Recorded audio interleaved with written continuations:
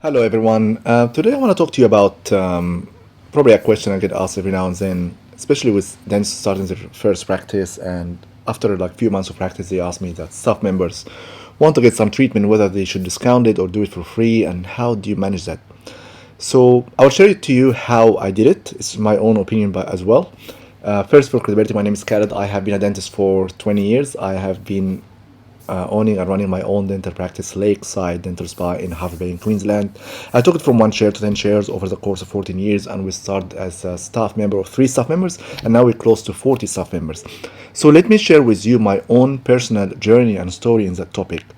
When I used to be a solo practitioner, sorry, let's track back. When I used to be an associate dentist, so I was working for someone else, and one of my DAs or assistant or front office trust me enough say, hey, I want to do my work. I felt bad charging them, and I used to, as an associate, okay, you know what, probably I won't charge you, I'll do it for free.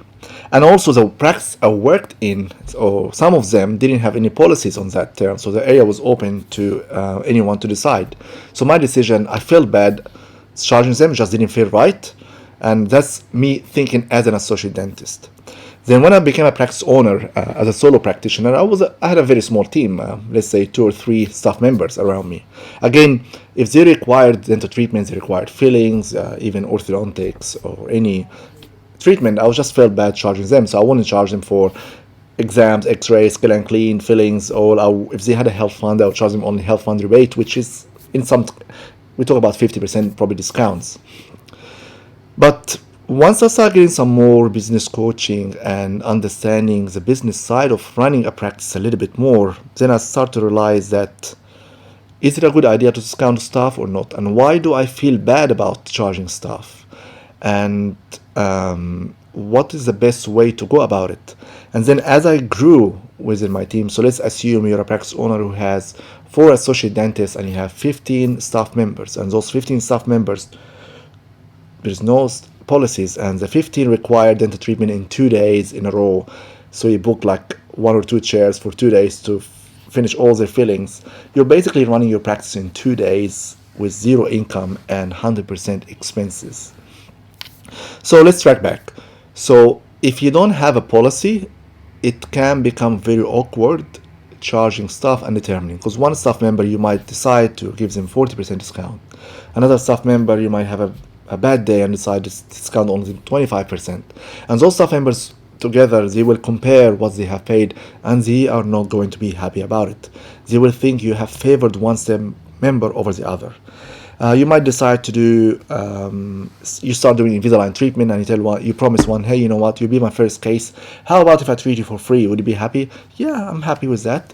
And then the next staff members, you got more experience, you want to charge them full price or give them just a small discount. Again, those 2 staff members are not going to be happy if they have paid differently. So as I grew in my business, I understand there are business expenses has to be covered.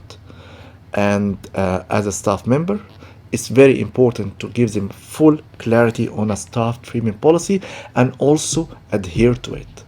I mean, if you have a clear staff treatment policy and you don't adhere to it, they're not going to take it seriously, and it's going to create a very bad culture, because some staff will feel like they've been treated better than others.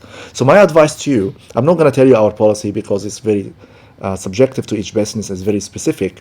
My advice to you is to sit down and calculate what do you feel right about charging your staff, how much discount you should give them, have an absolute clarity on staff, their siblings, their immediate families, their spouses. Even we had to clarify what the definition of a spouse is: just someone you met a week ago and became your boyfriend or girlfriend, or someone you have been with for more than 2 years, like kind of like a de facto relationship. So we had to define what's a partner, what's a spouse, what are siblings, definition of them, what are immediate families.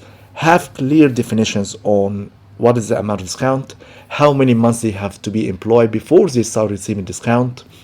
Initially, I used to have a discount where you have to stay in the practice for 12 months after you've received the treatment for this discount to be valid, and if you decide to leave before, you'll have to pay back. I deleted all of that because it was very, very confusing. And of course, if you discount heavily on something like orthodontics or implants, and the staff member end up leaving before the 12 months period, and you try to ask them to pay you back, forget it, it's not going to happen. So my advice to have a clear discount policy, just a blanket number or figure. It doesn't matter if they stay with you for 12 months after treatment or not. It's a discount is applied whether they stay or leave. But probably start apply it after 6 months of employment or after 12 months of employment. Depends on how you feel right about it, not from day one. And share it with all your staff members so there is no absolute confusion about what to expect. Share it with your associate dentist. Explain to them that's what you expect as a practice owner, or you will be disadvantaged financially if they discount their staff heavily.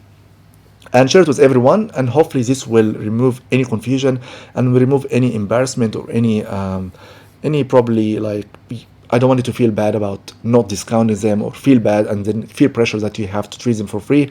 At least it will relieve you from even thinking about it. And if they ask you, hey, how much we charge them for that, please refer to the policy. The policy is very clear.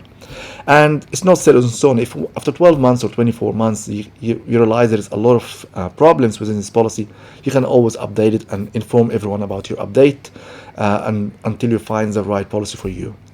So make sure you have one, and if you don't have one and you have any question about it, reach out to me and I can share with you privately if you have any questions.